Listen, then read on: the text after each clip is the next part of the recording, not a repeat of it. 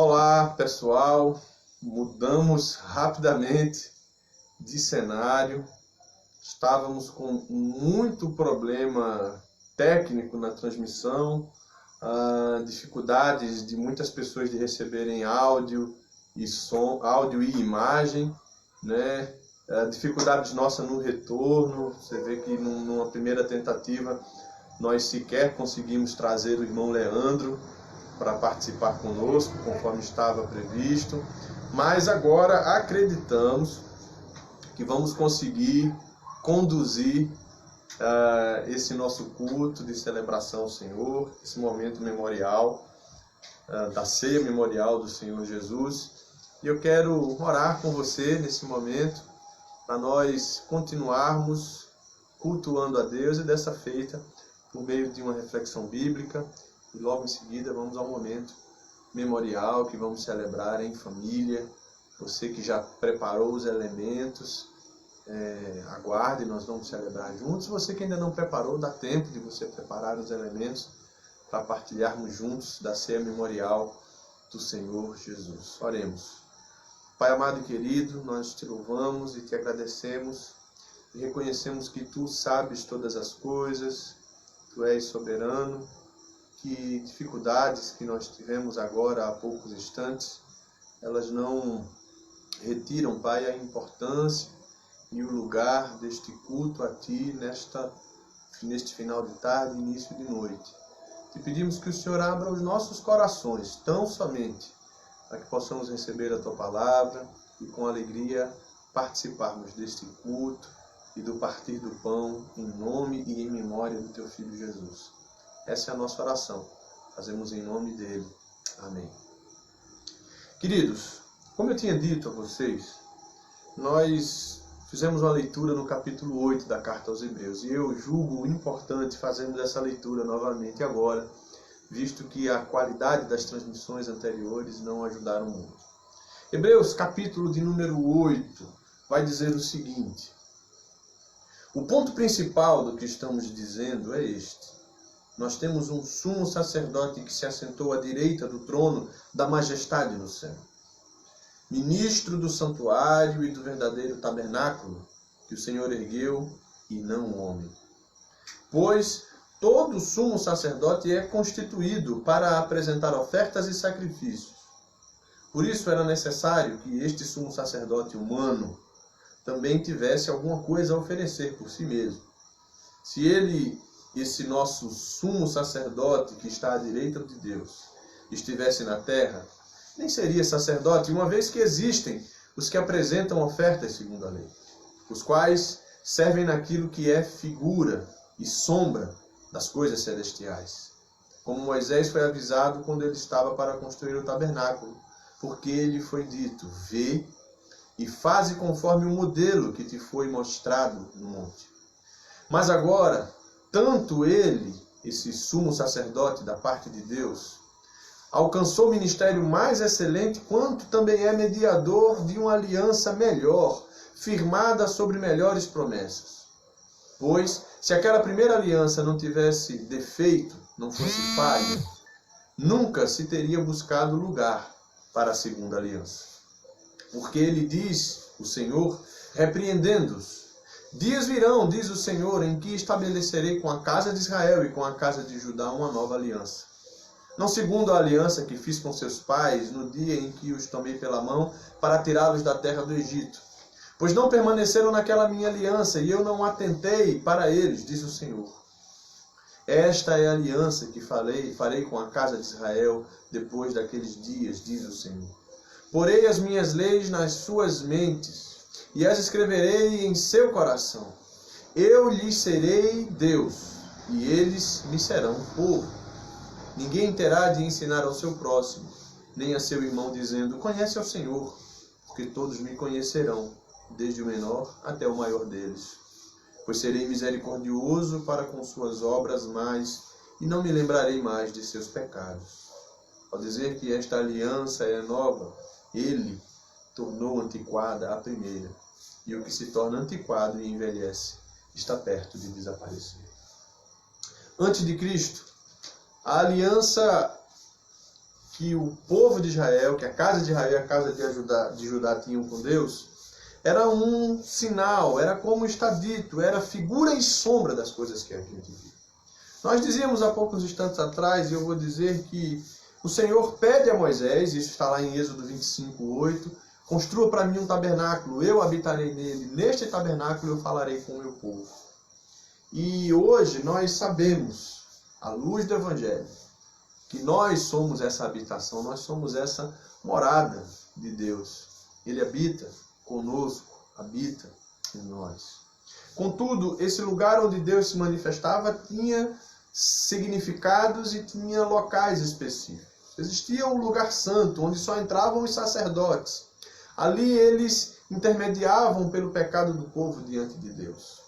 Havia um lugar santíssimo, ali só o sumo sacerdote entrava e uma vez por ano fazendo a expiação dos pecados do povo. Havia o pátio, onde pecadores arrependidos se reuniam. E nesses compartimentos, pátio, lugar santo e santo dos santos, existiam utensílios que tinham seu significado. No pátio, por exemplo, existia o altar das ofertas queimadas. Era o lugar onde era feito o sacrifício. Era o lugar que simboliza o que nós conhecemos como Calvário, o lugar onde Jesus padeceu pelos pecados da humanidade. Havia a bacia entre o altar e a porta do santuário. Era o lugar da purificação, simbolizava a presença do inocente. Já dentro do santuário, no lugar santo, existia o castiçal de ouro, à esquerda da entrada. E esse castiçal de ouro simboliza aquilo que para nós hoje é claro na figura de Jesus, porque ele mesmo disse de si, eu sou a luz do mundo. E existia também no lugar santo a mesa dos pães da propiciação. E quem é o pão da vida para nós? Senão Jesus, que diz de si mesmo, eu sou o pão da vida. E que diz, no momento de sua despedida, momento que vamos celebrar em memória dele daqui a pouco, que o pão que ele ali partia simbolizava, representava o seu corpo que seria entregue em favor dos homens. No lugar santíssimo existia a arca da aliança. E essa arca continha dentro dela as tábuas dos mandamentos, aqueles que Moisés recebeu no monte. Existia também o maná, existia também o cajado, aquele com o qual Moisés conduziu o povo, que fora inserido ali como sinal da aliança e da aliança. E essa arca tinha uma tampa com a figura de querubins que com suas asas pareciam cobrir aquele lugar que simbolizava ali o trono de Deus. Trono de Deus que, bem sabemos, é o lugar de onde Deus rege o universo. É o lugar no qual Cristo está à direita intercedendo por todos nós.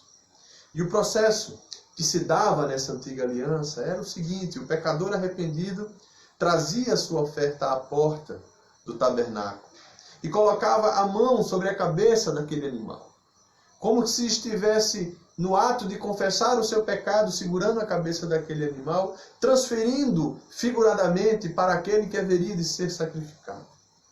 Pela própria mão do pecador, era então morto o animal e o sangue levado pelo sacerdote ao lugar santo e aspergido diante do véu, atrás do qual estava o lugar santíssimo, onde a arca ficava, onde estava a lei que o pecador transgrediu.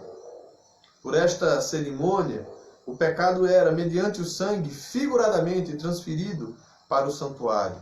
E no dia da expiação, aquele único dia no ano, o sumo sacerdote realizava aquilo que era a purificação do santuário, adentrando no lugar santíssimo e exercitando ali e exercendo ali sacrifícios em nome do povo. E em último lugar, o corpo daquele animal era levado para ser queimado fora do arraial, fora dos portões da cidade, fora do muro, porque era o corpo de alguém que fora morto pelo pecado, pois no sentido figurado recebeu o pecado daquele que transgrediu. Contudo, o Evangelho, ele inaugura um novo tempo. E ele traz, conforme nós lemos na carta aos Hebreus, por meio deste sumo sacerdote que é Jesus, que pôde e que exerceu um ministério que nenhum homem poderia exercer. E que não é um ministério terreno, porque do contrário, os sacerdotes terrenos ainda poderiam exercer esse ministério. Jesus inaugura ali a nova aliança.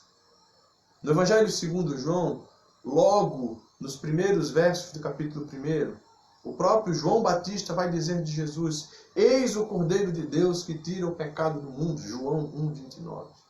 Jesus é identificado e com essa afirmação de João Batista começa o declínio. Aquilo que no verso 13 do capítulo 8 é chamado de coisa que é antiquada, envelhece e que está perto de desaparecer. Ali o ritual da lei começa a morrer, começa a perder o seu sentido, porque o Cordeiro de Deus que tira o pecado do mundo está entre nós. Isso nos faz lembrar o que também está dito no capítulo 8 de Hebreus, desta vez no verso de número 11, quando o próprio Senhor diz: ninguém terá de ensinar ao próximo, nem a seu irmão, dizendo: conhece ao Senhor, porque todos me conhecerão, do menor ao maior. Jesus é essa apresentação pessoal de Deus à humanidade. É o Deus que se fez gente, que habitou entre nós, que por sua vida e obras terrena apresentou a todo homem que possa estar perto dele e nos deixa um testamento. Aliás, testamento, segundo a própria carta dos Hebreus, é algo que só alguém que morre pode deixar. Porque se vive alguém que tem um testamento escrito, esse testamento não tem validade, até que quem escreveu o testamento morra. Então Cristo começa a nos representar diante de Deus com sua morte, mas antes disso ele habita conosco, se faz conhecer. Todo o simbolismo da lei, todos os elementos dos quais falamos, todo o ritual conforme ele era feito, apontava para Cristo. Tudo era um arquétipo, uma maquete, uma sombra, como o texto de Hebreus que lemos diz. Algo figurado do que haveria de ser. Tudo apontava para Cristo, e essa lei e ordenança perde sua validade. E as pessoas tendem a confundir. E nós temos a tendência de confundir esses mandamentos que são ordenanças com a lei de Deus. As ordenanças que existiam para o povo de Israel, para a casa de Judá antes, eram apenas símbolos que apontavam. Mas a essência sempre foi aquilo que é a lei de Deus. E a lei de Deus é diferente dessa lei cerimonial que eles exercitam. Porque a lei de Deus é uma lei moral. E não apenas moral no que diz respeito a costumes, não apenas moral no que diz respeito a uma maneira de se portar, mas moral porque ela valoriza a vida. Ou como a palavra grega sugere, porque ela é o ethos, é a habitação, é a casa, é a segurança. Ela é uma lei moral, mas que promove a vida, porque é uma lei formada de uma ética que valoriza a vida, que promove o bem. A lei das cerimônias, que era apenas cerimonial, caduca. A lei de Deus foi escrita por Deus. Ele assim a escreveu, cravou em pedras, deu a Moisés e ao povo. A lei que regia toda aquela cerimônia, que foi cravada na cruz pela pessoa de Cristo.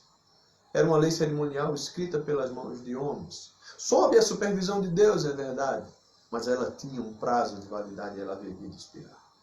A lei cerimonial, ela foi escrita em um livro. A lei de Deus foi feita para ser guardada no coração do homem. Deuteronômio 31:26 fala que essa lei foi colocada para ser vivida do lado de fora da arca. Era a lei das cerimônias, dos ritos, da transferência do meu pecado para um animal, da intercessão que um sacerdote fazia por aquele que apresentava o sangue do inocente para ser aspergido na cortina. Que o sumo sacerdote fazia por si mesmo, por todo o povo, purificando o templo, tornando aceitável a oferta do povo. Tudo isso era de fora porque era exterior. Mas o sentido sempre foi que essa lei de Deus apontasse para o nosso coração.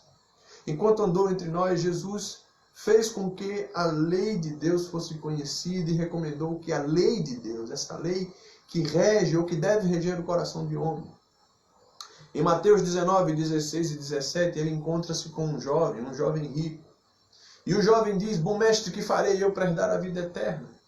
E Jesus lhe diz, entre outras coisas, guarda os mandamentos. E na boca de Jesus nós sabemos, porque os evangelhos trazem essa afirmação, a lei de Deus está resumida em um único dogma, uma única doutrina chamada amor, que se manifesta sobre a forma do amor a Deus acima de todas as coisas, com nossa força, com o nosso entendimento. Amor ao próximo como a nós mesmos. Por isso a lei de Deus é uma lei para ser cravada no coração. Paulo fala isso nos 2 primeiros capítulos da carta dele aos Romanos. Os evangelhos falam sobre isso. Toda a Bíblia aponta para isso. E Jesus, com a sua morte por nós pecadores, crava na cruz tudo que era antigo, todo cerimonial. E agora, por meio da sua morte, todos nós temos este livre acesso. O texto que fala sobre a crucificação de Jesus fala que no momento em que ele expira e entrega o seu espírito ao Pai, o próprio véu do templo que separava o lugar santo do Santíssimo rasga-se de cima a baixo. Já não há mais lugar santo e santíssimo. Já não há mais mediação do sacerdote ou do sumo sacerdote. Cristo é aquele que exerce o ministério, como o texto de Hebreus que lemos diz, sobremodo excelente, que está à direita do Pai, que intercede por nós. Jesus ainda fala em Lucas capítulo 16 e verso 17 que passarão céus e terra, mas a lei do Senhor não passará. Ele não se referia à lei cerimonial, mas ao princípio de lei, o amor não passará. E é por isso que somente por causa do amor de Deus, por mim e por você, pela humanidade, nós fomos alcançados de sobremaneira. Nós temos acesso a essa graça. Nós podemos ser conduzidos da morte que o pecado proporciona para a vida que Jesus oferta. Eu já não preciso impor minha mão sobre a cabeça de um animal inocente e confessar o meu pecado diante de outro homem e levar sangue desse inocente para alguém que possa assim mediar. Eu mesmo posso, diante de Deus, revelar meu coração, minhas falhas, minhas faltas de caráter, me arrepender, pedir perdão e ser perdoado, alcançado por essa misericórdia. Na cruz, a lei que foi abolida foi a lei cerimonial. Na cruz, a lei que foi abolida foi toda aquela que era exterior. O apóstolo Paulo nos fala sobre isso. Nós vamos abrir a Bíblia também em Colossenses. A carta de Paulo aos Colossenses, capítulo de número 2, no verso 14, ele diz que, apagando a escrita de dívida que nos era contrária e constava contra nós em seus mandamentos, removeu-a do nosso meio, cravando-a na cruz. O que foi cravado na cruz foi a minha e a sua escrita de dívida. E diz ainda mais, e, tendo despojado os principados e poderes, os expôs em público, e na mesma cruz triunfou sobre eles. Você percebe que na cruz, a minha e a sua dívida estavam cravadas. E Jesus expõe por meio do amor e do único sacrifício que era possível de nos alcançar em graça, todos os poderes e potestades do mundo. O mundo há de se render e de se dobrar àquele que estava cravando na cruz a escrita de morte para mim e para você. Por isso que podemos e devemos saber que todo cerimonial foi abolido, porque ele era uma figura, ele era um tipo. Cristo é a nossa propiciação. Cristo é aquele que se oferece por mim e por você, como elo de ligação entre nós e Deus. Ele quem media, ele que nos deixou o seu Espírito, pouco antes de partir fez essa promessa, e o Espírito nos foi dado como garantia, como consolador. Inclusive como aquele que nos conforta hoje da ausência que nós sentimos de Jesus entre nós, e que nos traz à mente e ao coração toda a sua palavra. Mas já essa lei ética, essa lei moral de Deus, esse princípio eterno que não muda, cuja base é apenas o amor, ele é eterno, porque ele é a expressão do caráter e da vontade do Senhor. Eu quero ler agora um outro texto também na carta aos Hebreus, dessa vez no capítulo de número 13. Eu quero ler com você dos versos 10 em diante, Hebreus 13, do 10 em diante, que diz assim: Temos, porém, um altar do qual os que servem no tabernáculo não têm direito de comer, porque o corpo dos animais cujo sangue é trazido pelo sumo sacerdote para dentro do lugar santíssimo, como oferta pelo pecado, são queimados fora do acampamento. Por isso, para santificar o povo por meio do seu sangue, Jesus também sofreu fora da porta da cidade. Saiamos, pois, até ele, fora do arraial, levando a afronta que ele sofreu. Pois aqui não temos cidade permanente, mas buscamos a que virá. Assim, por intermédio de Jesus, ofereçamos sempre a Deus um sacrifício de louvor, que é fruto de lábios que declaram publicamente o seu nome. E o verso 16 conclui dizendo: e não vos esqueçais de fazer o bem e de repartir com os outros, porque Deus se agrada de tais sacrifícios. O sacrifício ético da igreja hoje é a partilha. É a partilha do amor, é a proclamação do evangelho, mas é também o partir do pão, deste pão físico e material que temos aqui diante de nós.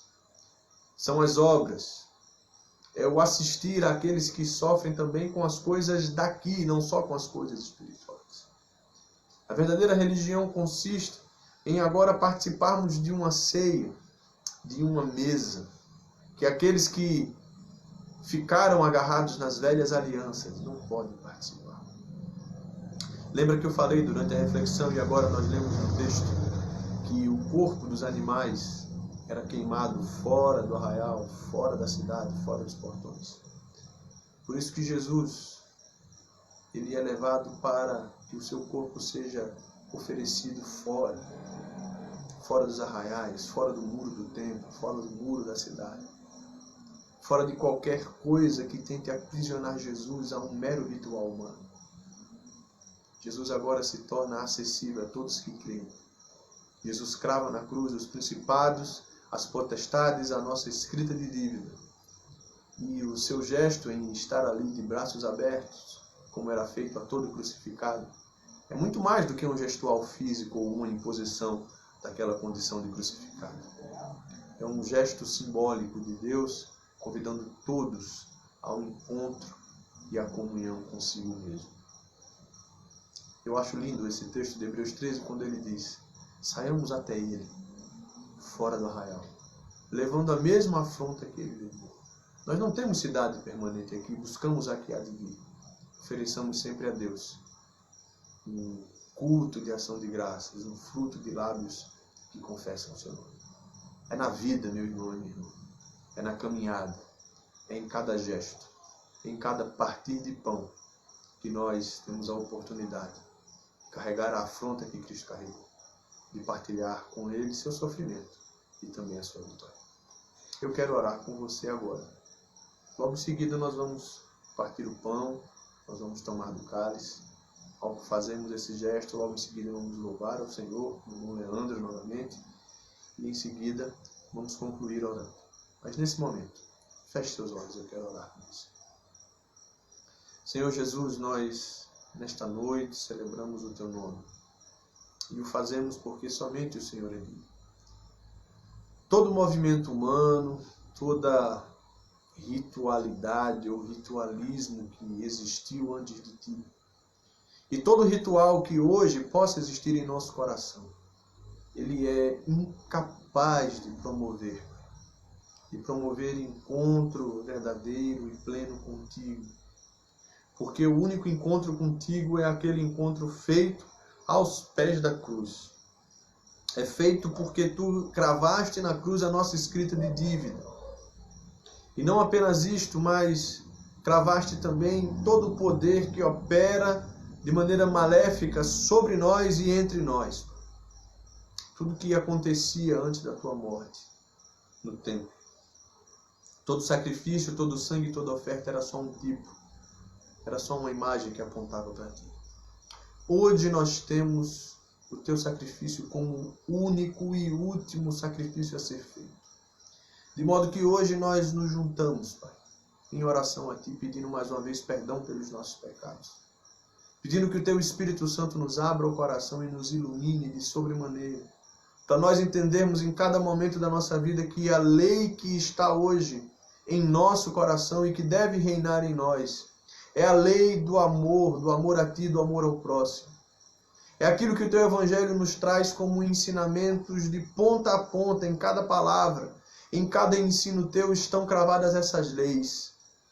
que o Senhor insistiu em dizer devem ser guardadas, porque já não são mais tipo, mas são a própria expressão de Deus, inclusive nos mandamentos que existiam antes e que ainda valem, que apontam para o amor a Deus e o amor ao próximo, que apontam para o bem comum, que aponta para os sacrifícios que realmente agradam a Deus, que é o cuidado com o outro, que apontam para a memória daquele a quem hoje celebramos, sem mediadores, sem sacerdotes que por nós precisem oferecer orações e pedir perdão pelo pecado, porque cada um de nós é capaz de reconhecer, de assumir e de mudar a sua conduta diante de Ti, de ser envolvido e abençoado pelo Teu amor e Tua misericórdia.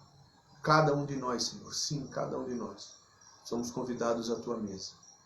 E nesta mesa, a tomarmos parte do pão, que é memória do Teu corpo, e do cálice, que é memória do Teu sangue. Sabendo que essas coisas anunciam Tua morte e proclamam a Tua ressurreição e a Tua vinda. Pedimos nesse momento, abençoa a vida de cada um de nós, com a graça e com a misericórdia que somente de Ti podem vir. E nos dê, Pai, cada vez mais coragem de viver e de existir por Ti e para Ti, testemunhando dessa graça em cada lugar que venhamos a estar. Essa é a nossa oração. Em nome de Jesus. Amém. Abra sua Bíblia comigo no Evangelho segundo Mateus, capítulo de número 26. Nós vamos encontrar o momento em que Jesus, junto com seus discípulos, celebra a última ceia que ele vivenciou enquanto judeu e inaugura o momento da ceia. No verso 26 está dito: enquanto comiam, Jesus tomou o pão e, abençoando, partiu, deu aos discípulos, dizendo: tomai e comei, isto é o meu corpo. E tomando um cálice, rendeu graças e o deu a eles, dizendo: bebei dele todos, pois isto é o meu sangue, o sangue da aliança, derramado em favor de muitos para perdão dos pecados. Mas digo-vos que desde agora não mais beberei deste fruto da videira até aquele dia em que beberei um novo vinho convosco no reino de meu Pai. E o verso 30 do capítulo 26 de Mateus diz: e depois de cantar um hino, saíram para o Monte das Oliveiras. Nós celebramos a ceia memorial do Senhor Jesus. E fazemos isso em memória dele. Fazemos isso proclamando sua morte, como o apóstolo Paulo vem nos lembrar na primeira carta aos Coríntios, capítulo de número 11. Anunciando a morte do Senhor até que ele venha. Anunciando que Cristo é a nossa propiciação. Cristo é aquele que encerrou de uma vez por todas a necessidade de rituais. Agora, o que fazemos aqui pode parecer para muitos um ritual. De certa forma é encarado assim no ambiente religioso e para aqueles que olham de fora. Mas para nós ele é muito mais do que isso, ele é memorial, porque nos traz e nos mantém na memória a importância do momento em que nós, com Cristo, tomamos parte do seu corpo e do seu sangue. Comendo pão, que continuará sendo pão, tomando suco, que continuará sendo suco, mas sabendo que ele, relembrado nestes elementos, é a nossa esperança de sermos por Deus e em Deus encontrados inocentes do pecado que confessamos. Portanto, a atitude para participar da mesa do Senhor é examinar a si mesmo e comer e beber. Não é examinar a si mesmo e avaliar por suas boas obras. Olha, eu sou digno, eu posso. Eu não sou digno, eu não posso. Isso seria valor e mérito humanos apenas para participar. Mas é fazendo essa reflexão e examinando a si mesmo. E até percebendo que existem trevas ainda em nós. Que nós aceitamos o convite de participar da mesa do Senhor. Porque é Ele quem se faz oferta. Por mim e por você. Quero convidar você a tomar o pão que você preparou, a tomar o cálice que você preparou. E num primeiro momento, juntos, vamos comer esse pão. Pão que continuará sendo pão. mas que nos traz a memória do Cristo que se fez oferta por cada um de nós. Baixe sua cabeça, vamos orar por esse momento. Senhor, nós te agradecemos, Pai, pela oportunidade de partirmos o pão juntos. Fazemos isso em memória de Ti, de com alegria podermos tomar parte na anunciação da Tua morte. Fazer isso até que o Senhor venha é a nossa garantia de que contigo um dia tomaremos do fruto da videira no reino de nosso Pai Celestial. Nos ajude, Senhor, a reconhecermos nossas falhas e a apresentarmos todas elas a Ti, como fruto dos lábios que confessam o Teu nome. Um louvor que não tem hora para começar e terminar, porque é a nossa vida revelada e que revela também ao mundo o Teu caráter que nos transforma. Nós oramos e te agradecemos. Em nome de Jesus. Tome o pão. Partilhe o pão com os que estão com você aí. Participe desse momento com alegria, juntamente com a sua família e em oração ao Senhor.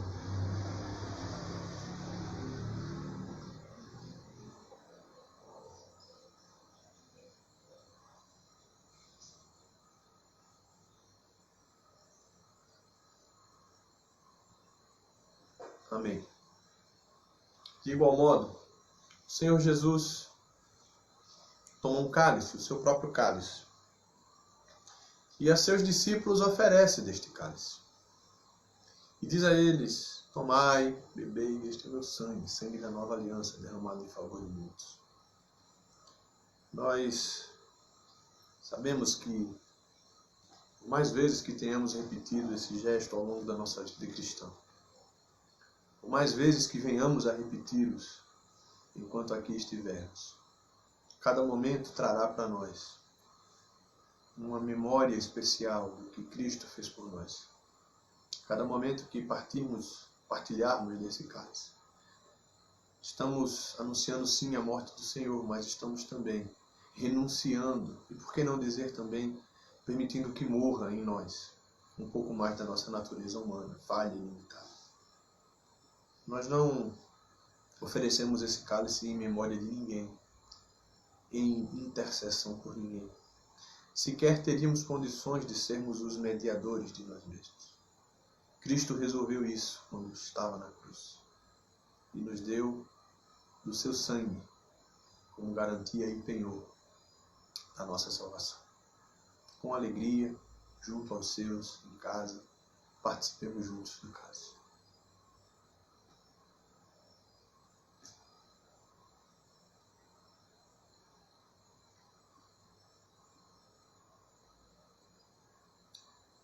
Amém. Quero convidar agora o irmão Leandro. Nós vamos louvar. E enquanto o irmão Leandro louva, você pode também louvar em casa. Logo após esse louvor, nós vamos encerrar orando.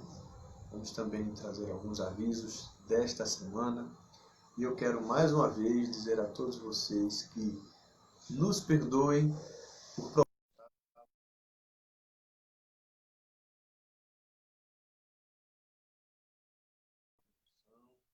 tivemos um atraso no início, mas tudo isso foi alheio à nossa vontade, problemas técnicos. Mudamos o irmão Wilke fazer essa transmissão daqui e conseguimos nessa quarta tentativa fazer a conclusão da nossa celebração. Acho que nada do que aconteceu nessa tarde tira a importância de estarmos juntos celebrando o Senhor. Leandro, que Deus te abençoe e vamos louvar juntos nesse momento.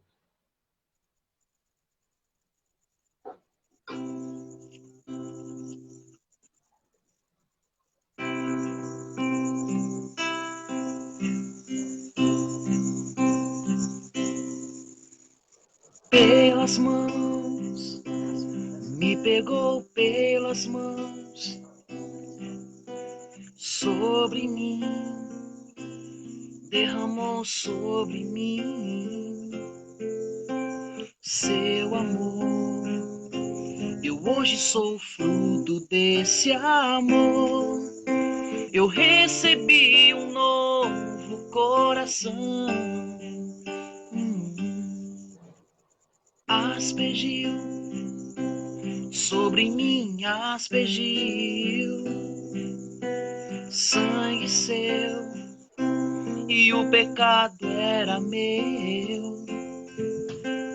Foi na cruz, ganhei liberdade, foi na cruz. Jesus pagou com sangue a salvação. Somente pela graça de Jesus aqui estou. Somente pela graça de Jesus que me alcançou. Sem que nada merecesse receber de Deus, Jesus pagou pecados que eram meus. Somente pela graça de Jesus eu me refiz. Somente pela graça pude ser alguém feliz. Sem que nada merecesse receber de Deus. A graça a mim foi dispensada por amor.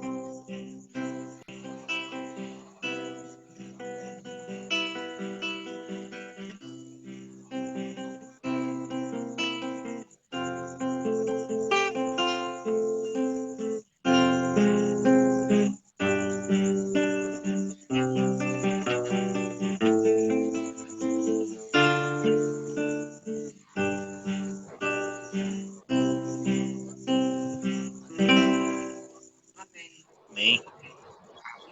Amém, meu irmão. Muito obrigado. Que Deus o abençoe. Obrigado por estar disponível. Obrigado por ter aguardado, apesar de todos os problemas de hoje. Deus o abençoe, querido Leandro. Amém. Meu irmão e minha irmã, transmissão. Nós tivemos alguns problemas, vocês bem sabem, mas pela graça do Senhor conseguimos, assim, concluir esse momento de comunhão. Agradecer ao irmão Juscelino, à irmã Andréia, que abriram logo cedo sua casa, com muito carinho, prepararam todo esse cenário junto com o irmão da irmã Enia, Wesley também, prepararam os elementos, deixaram a mesa bonitinha. Ao irmão Juscelino, por sempre, junto com a irmã Andréia, ter esse desprendimento. Infelizmente, problemas técnicos, ainda não sabemos se com a rede dele lá, nos fizeram vir aqui para a casa do casal, o Wilke e o Enia, nós também agradecemos a ele. Né? Não foi mudado um cenário, nós mudamos de locação mesmo. Saímos às pressas, trouxemos tudo que foi preparado com muito carinho para a casa desse casal querido também, por quem também agradecemos. E o Leandro, que esteve na prontidão,